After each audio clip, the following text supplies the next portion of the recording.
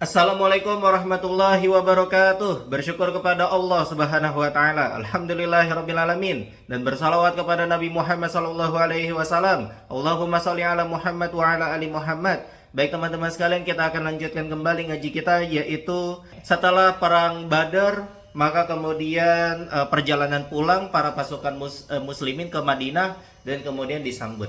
Dan kemudian ada juga perkara tentang tawanan. Baik teman-teman sekalian, kita langsung saja. Let's go. Bismillahirrahmanirrahim. Kontingen penyambutan. Tatkala beliau tiba di Ar-Rauha, beberapa pimpinan kaum muslimin menjumpai beliau. Mereka ini adalah kaum muslimin yang keluar untuk memberikan ucapan selamat dan sambutan kepada beliau sallallahu alaihi wasallam. Ketika mendengar berita gembira perihal kemenangan yang sudah disampaikan oleh dua orang utusan di atas. Dua orang itu maksudnya adalah Abdullah bin Rawahah dan juga Zaid bin Harithah. Oke, ketika itu berkatalah Salamah bin Salamah, "Untuk apa kalian mengucapkan selamat untuk kami? Demi Allah, kami hanya menjumpai orang-orang rentak yang botak seperti unta." Nah, yang dimaksud itu adalah pasukan ini ya, musyrikin ya. Mendengar hal itu, Rasulullah SAW hanya tersenyum kemudian berkata, "Wahai anak saudaraku, mereka itu pemuka kaum." Oke, Usaid bin Hudair berkata, "Wahai Rasulullah SAW, segala puji bagi Allah yang telah memenangkanmu dan membuat senang. Demi Allah, wahai Rasulullah, tidaklah aku ketinggalan ambil bagian ikut ke Badar. Jika saja aku tahu bahwa engkau akan menjumpai musuh. Akan tetapi aku mengira yang kau temui itu hanya kafilah dagang. Andai kata aku tahu itu musuh, tentu aku akan ikut serta." Rasulullah SAW berkata, "Engkau benar." Oke. Kemudian Rasulullah SAW memasuki Madinah dengan mendapatkan keberuntungan dan kemenangan. Setiap musuh di Madinah dan sekitarnya menjadi gentar terhadap beliau. Bukan itu saja, bahkan banyak sekali penduduk Madinah yang masuk Islam. Ini dia nih. Abdullah bin Ubay bin Salul, masih pada ingat ya? Orang apa? Orang munafik. Dan rekan-rekannya yang munafik juga masuk Islam secara lahiriah saja. Oke. Para tawanan datang ke Madinah sehari setelah beliau sampai lebih dahulu. Lalu beliau membagi-bagikan mereka kepada para sahabat beliau dan berpesan agar berbuat baik kepada mereka. Para sahabat hanya memakan kurma, sementara para tawanan mereka sediakan roti sebagai implementasi dari pesan Rasulullah SAW tersebut. Itu ya, pesan beliau adalah berbuat baik kepada para tawanan. Oke, problematika seputar tawanan. Manakala Rasulullah SAW sampai di Madinah, beliau meminta pendapat para sahabatnya soal para tawanan. Lalu berkatalah Abu Bakar, "Wahai Rasulullah, mereka itu adalah anak-anak paman, keluarga besar, dan saudara-saudara kita.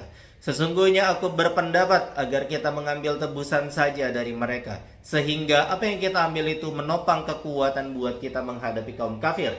Semoga saja dengan begitu Allah memberikan hidayah kepada mereka sehingga nantinya menjadi penolong kita."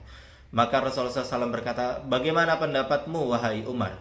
Maka Umar menjawab, "Menurutku, demi Allah, aku tidak sependapat dengan Abu Bakar. Akan tetapi menurut pendapatku, engkau berikan mandat kepadaku atas si Fulan," yaitu Fulan itu maksudnya kerabat Umar, "biar aku penggal batang lehernya. Terus kemudian engkau berikan mandat kepada Ali atas Aqil bin Abi Thalib." Ali itu Ali bin Abi Thalib ya, Aqil bin Abi Thalib. Jadi saudara. "Agar dia memenggal lehernya, serta engkau berikan mandat kepada Hamzah atas si Fulan," yang merupakan saudaranya, "agar dia memenggal lehernya, sehingga musuh-musuh Allah mengetahui bahwa di hati kita tidak ada sikap lunak dan kasih terhadap kaum musyrikin. Dan mereka itu adalah kesatria mereka, pemimpin dan komandan mereka." Oke, Umar berkata, maka Rasulullah SAW lebih cenderung kepada pendapat Abu Bakar, tidak kepada pendapatku, Abu Umar. Lalu beliau mengambil tebusan dari mereka. Maka tatkala keesokan harinya Umar berkata, "Lalu pagi harinya aku menghadap Nabi SAW dan Abu Bakar, sementara keduanya sedang menangis." Bingung Umar, kenapa mereka menangis gitu ya, Nabi SAW dan juga Abu Bakar. Ditanyalah kepada Rasulullah SAW, "Tolong beritahukan kepadaku, apa yang menyebabkan engkau dan sahabatmu ini menangis? Bila patut aku menangis, maka aku akan menangis pula. Dan jika tidak, maka aku akan berusaha menangis karena tangisan kalian berdua." Indah banget kata-katanya, padahal gini doang gitu. Nah, maksudnya adalah bahwa Umar ini lagi kebingungan gitu ya, kenapa Nabi Sallallahu Alaihi Wasallam dan Abu Bakar ini menangis. Maka kasih tahu dong, kepo nih, gitu. Kalau memang masa aku nggak menangis, kalau misalkan berita itu membuat aku menangis, maka aku akan menangis. Kalau tidak membuat aku menangis, maka aku akan berusaha buat menangis juga gitu, karena kalian berdua menangis. Oke, Rasulullah SAW kemudian menjawab, terhadap hal yang ditawarkan oleh para sahabatmu agar mengambil tebusan. Hal itu telah menawarkan siksaan mereka terhadapku lebih dekat dari pohon ini yang di dekat beliau SAW. Oke, lalu Allah menurunkan firman-Nya, tidak patut bagi seorang nabi mempunyai tawanan sebelum ia dapat melumpuhkan musuhnya di muka bumi. Kamu menghendaki harta benda duniawiyah, sedangkan Allah menghendaki pahala akhirat untukmu. Dan Allah maha perkasa lagi maha bijaksana. Kalau sekiranya tidak ada ketetapan yang telah terdahulu dari Allah, niscaya kamu ditimpa siksaan yang besar karena tebusan yang kamu ambil. Wah, serem banget itu ya. Itulah yang membuat Rasulullah SAW dan Abu Bakar menangis. Oke. Ada riwayat yang menyatakan bahwa yang dimaksud dengan ketetapan yang terdahulu dari Allah adalah firman-Nya dalam surat Muhammad ayat 4 yang artinya, sehingga apabila kamu telah mengalahkan mereka maka tawanlah mereka, dan sesudah itu kamu boleh membebaskan mereka atau menerima tebusan sampai perang berhenti. Oke. Dalam ayat tersebut terdapat izin agar mengambil tebusan dari para tawanan, Muhammad 4 gitu ya. Oleh karena itulah mereka tidak disiksa, tetapi hanya karena teguran, karena mereka telah menawan orang-orang kafir sebelum mereka dapat dilumpuhkan di muka bumi. Versi riwayat lain menyatakan bahwa ayat tersebut bahkan turun setelah itu. Muhammad ayat 4 itu turun setelah Al-Anfal 67-68 gitu. Dan kemudian yang dimaksud dengan ketetapan yang ditetapkan terdahulu dari Allah adalah ilmu Allah yang berkenaan dengan penghalalan harta rampasan bagi umat ini, atau ampunan dan rahmat bagi para mujahidin Badr gitu. Jadi maksudnya itu adalah dahulu para nabi dan rasul itu ketika berperang, maksudnya dahulu itu masih dahulu sebelum Nabi Muhammad gitu ya. Ketika berperang itu dan kemudian mendapatkan harta rampasan, maka tidak boleh, itu haram bagi nabi dan kemudian sahabat-sahabat nabi dan rasul pada zaman sebelum Nabi Muhammad gitu ya, untuk mengambil harta rampasan gitu. Nah itu penjelasan yang saya dapatkan dari Ustadz Khalid Basalam gitu ya, terkait dengan ini harta rampasan perang gitu. Ataupun juga berkaitan dengan ketetapan yang terdahulu itu maksudnya adalah ampunan dan rahmat bagi para mujahidin Badr. Maksudnya adalah bahwa orang-orang yang kemudian ikut dalam perang Badar itu seluruhnya diampuni gitu. Kalau mereka salah, mereka pasti diampuni gitu. Karena nantinya ada lagi kesalahan yang dilakukan oleh sahabat dan kemudian tidak masalah gitu, akan mendapatkan ampunan dari Allah Subhanahu wa taala karena mereka itu adalah mujahidin Badar gitu. Pokoknya mujahidin Badar itu udah dipastikan masuk surga gitu ya. Oke, itu juga yang saya dapatkan dari penjelasan Ustadz Khalid Basalamah juga ya, dalam serial ini Sirah Nabawiyah beliau juga gitu. Oke, mengingat putusan yang sudah mantap untuk mengambil pendapat Abu Bakar Siddiq, maka beliau mengambil tebusan tersebut dari mereka. Tebusan itu senilai 1.000 dirham, 3.000 dirham, hingga 4.000 dirham. Penduduk Makkah mayoritasnya bisa baca tulis, sedangkan penduduk Madinah tidak demikian, nggak bisa baca tulis. Maka siapa saja yang tidak mampu membayar tebusan, maka diserahkan kepadanya 10 orang anak-anak Madinah untuk diajari mereka baca tulis, dan kalau sudah pandai maka itu tebusannya. Nah itu ya. Jadi mantap juga nih kebijakannya gitu ya, adalah mengutamakan pendidikan gitu dibanding itulah. Beberapa di antara para tawanan dilepaskan oleh Rasulullah SAW tanpa tebusan apapun, yaitu Al-Muttalib bin Hantop gitu ya, Soifi bin Abi Rifa'ah, dan Abu Izzah Al-Jumahi yang kelak dibunuh sebagai tawanan pada perang Uhud dan akan dibicarakan nanti. Oke. Beliau juga membebaskan menantu beliau, Abul As, dengan syarat membiarkan Zainab, putri Nabi Muhammad SAW, menentukan jalan hidupnya. Wah, ini sedih banget nih kisahnya nih. Saya ketika membaca kisah Zainab ini berkaca-kaca gitu ya. Betapa ketaatan kepada Allah dan Rasulnya melebihi cinta kepada suaminya. Ini sangat sedih gitu. Oke. Tapi sebelumnya, sebelum dibebaskan Abul As itu, Zainab mengirimkan uang tebusannya, yaitu kalung yang dahulu milik Khadijah dan diberikannya untuknya ketika menikah dengan Abul As. Tatkala Rasulullah SAW melihatnya, beliau amat iba banget gitu. Jadi teringat masa lalunya gitu ya, dengan Khadijah. Dan kemudian memohon kepada para sahabatnya agar mengizinkannya melepas Abul As. Lalu mereka pun mempersilahkan beliau. Kemudian Rasulullah SAW mengajukan persyaratan kepada Abul As agar membiarkan Zainab menentukan jalan hidupnya, lalu dia melakukannya. Kemudian Zainab pun ikut berhijrah. Setelah itu Rasulullah SAW mengirim Zaid bin Harisah dan seorang dari Ansor seraya berkata, siagalah di pedalaman Ya'jaj hingga Zainab melintasi kalian berdua, lalu kalian menyertainya. Kemudian keduanya berangkat hingga akhirnya membawa pulang Zainab. Dan kisah hijrah ini amat panjang dan ironis, bikin sedih gitu. Kenapa bikin sedih? Karena Zainab itu ketika berhijrah, jadi ceritanya kan si Abul As ini sudah dilepaskan gitu ya, ketika uang tebusan yaitu kalungnya Khadijah radhiyallahu anha itu sudah sampai kepada Rasulullah. Kemudian Abul As itu ini pulang ke Mekah gitu ya. Terus kemudian Abul As itu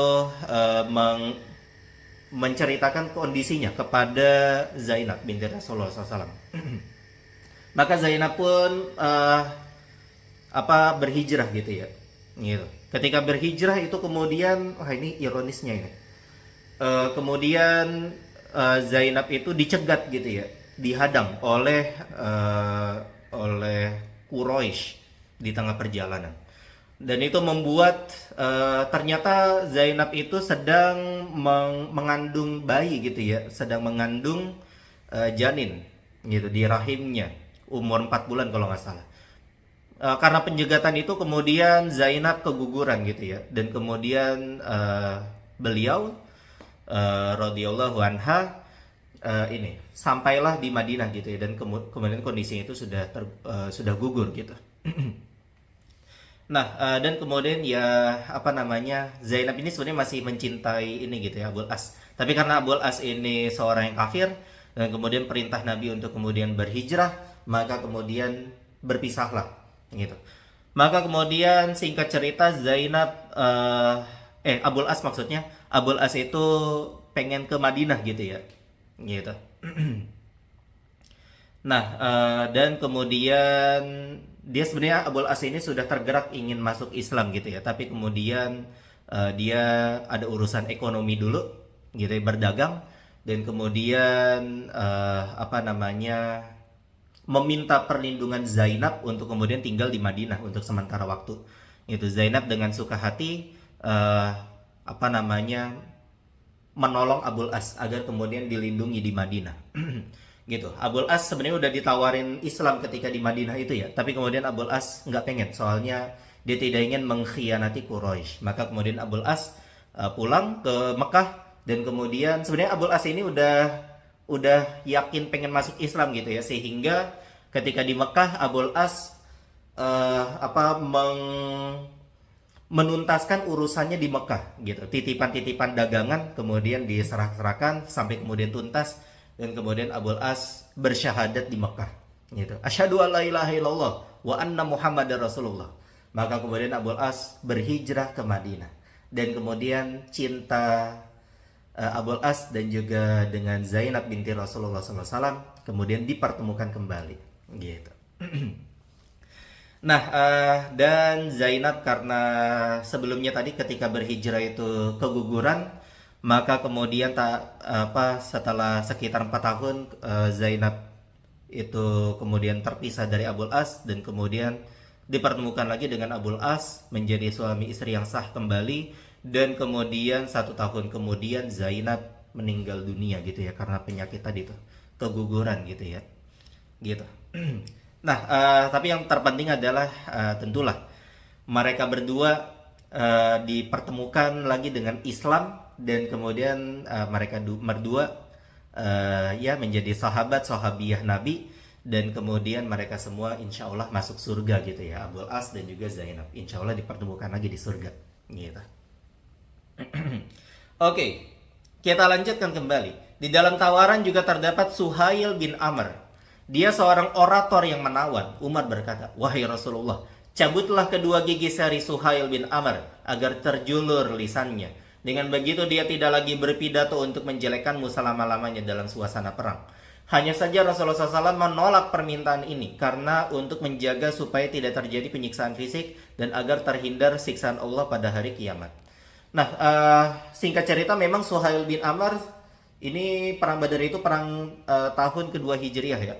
Suhail bin Amr singkat cerita setelah penaklukan kota Mekah, Suhail bin Amr ini kemudian dapat hidayah masuk Islam dan kemudian menjadi orator yang kemudian membela Islam gitu. Jadi luar biasa gitu ya. Suhail bin Amr gitu. Nah, baik kita lanjutkan kembali. Suatu ketika Sa'ad bin An-Nu'man pergi dalam rangka berumroh, tapi dia ditahan oleh Abu Sufyan. Ketika itu anaknya Amr bin Abi Sufyan termasuk dalam tawanan, lalu kemudian barterlah, gitu. Mengirimkan Amr bin Abi Sufyan kepada Abu Sufyan, sehingga Abu Sufyan pun melepaskan Sa'ad bin An-Nu'man. Oke. Al-Quran berbicara tentang tema pertempuran. Mengenai tema pertempuran ini turunlah surat Al-Anfal. Surat ini dapat dikatakan, bila ungkapan ini bisa dibenarkan, sebagai tanggapan ilahi atas pertempuran tersebut. Ia amat berbeda dengan tanggapan-tanggapan alias komentar-komentar yang disuarakan para raja dan para panglima setelah meraih kemenangan. Sesungguhnya yang pertama-tama Allah Ta'ala mengalihkan perhatian kaum muslimin akan adanya beberapa keterbatasan pada mereka di samping akhlak-akhlak terpuji yang masih ada pada diri mereka sebagiannya.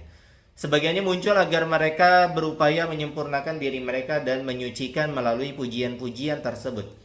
Selanjutnya Allah SWT memuji akan adanya dukungan, bantuan, dan pertolongannya secara ghaib terhadap kaum muslimin dalam kemenangan ini. Dia menyinggung hal ini agar mereka tidak terkecoh oleh keberanian dan kepahlawanan mereka sehingga menyelinap sikap congkak dan sombong ke dalam diri mereka. Bahkan agar mereka bertawakal kepada Allah SWT, menaatinya dan menaati Rasulnya Sallallahu Alaihi Wasallam. Kemudian Allah menjelaskan target-target dan tujuan-tujuan yang mulia yang karenanya Rasulullah SAW mengarungi pertempuran berdarah yang mengerikan ini. Demikian pula menunjukkan kepada mereka sifat-sifat dan akhlak yang menjadi sebab kemenangan dalam pertempuran-pertempuran.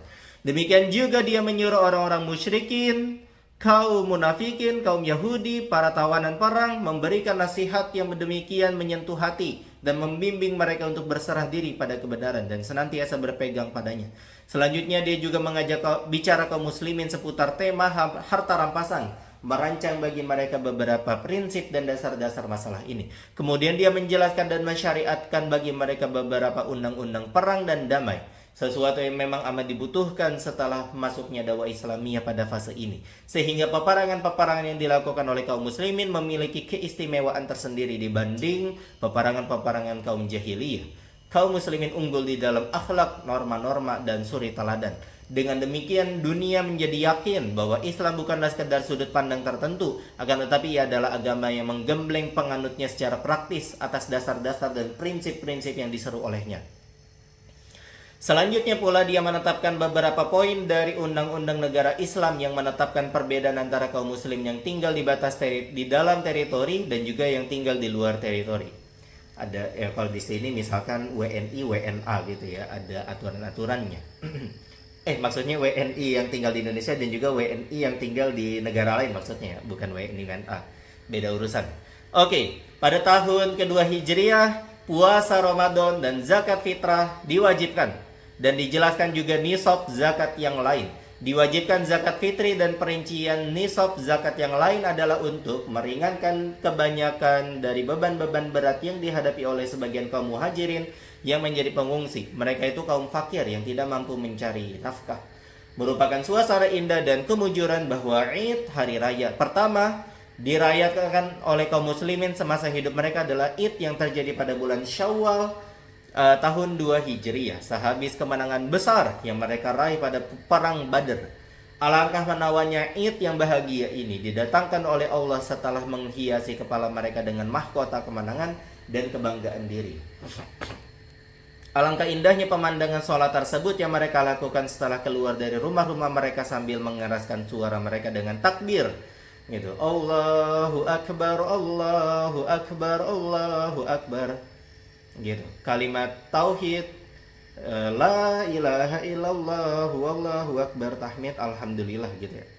Sementara hati mereka telah dipenuhi keinginan untuk menuju Allah dan kerinduan akan rahmat dan keridhoannya. Setelah mereka dianugerahi berbagai nikmat dan dibantu dengan kemenangannya, Allah Subhanahu wa taala mengingatkan mereka akan hal itu dalam firman-Nya dalam surat Al-Anfal ayat 26. A'udzubillahi minasyaitonirrajim. Wadhkuru id antum qalilum mustad'afuna fil ardi takhafuna an yatakhattafakumun nasu fa'awakum wa ayyadakum binasrihi wa razaqakum minat thayyibati la'allakum tashkurun. Baik teman-teman sekalian, itulah perang Badar gitu ya, Al-Kubra. Kita bisa cukupkan ngaji kita pada hari ini dengan membaca hamdalah dan doa kafaratul majlis. Alhamdulillahirabbil alamin, subhanakallahumma wa bihamdika asyhadu an la ilaha illa anta astaghfiruka wa atubu ilaik. Wassalamualaikum warahmatullahi wabarakatuh.